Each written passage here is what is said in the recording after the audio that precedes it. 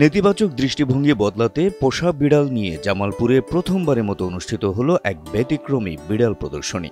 পোষা প্রাণীদের প্রতি ভালোবাসা ছড়িয়ে দিতে এই আয়োজনে অংশ নেন জেলার অর্ধশতাধিক বিড়াল প্রেমী।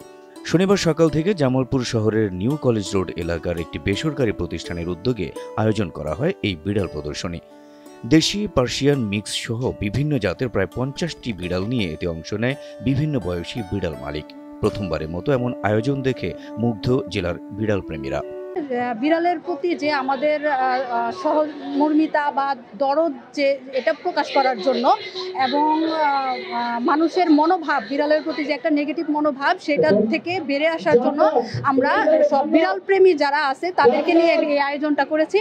ওকে তো খুব বেশি দিন হয়নি নিয়ে এসেছি আমি। আগে থেকেই বাইরের বিড়াল, দেশি বিড়ালগুলোরে আমাদের বাসা বাইরে আসে, তাদের আমরা খাবার দিই ওইভাবে তাদের পালন করি। এখন অনেকগুলো আছে।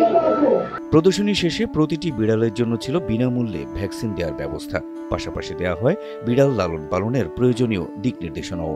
আয়োজকদের মতে এ ধরনের প্রদর্শনীর মাধ্যমে সমাজে প্রাণী প্রেম বাড়বে এবং বিড়াল পালনের ক্ষেত্রে তৈরি হবে সচেতনতা, প্রাণীদের প্রতি তৈরি হবে দায়িত্ববোধ। জামালপুরে বিড়াল প্রেমীদের এমন মিলন মেলা তাই শুধু প্রদর্শনী নয়, বরং পোষা প্রাণীর প্রতি একটি অনন্য বার্তাও।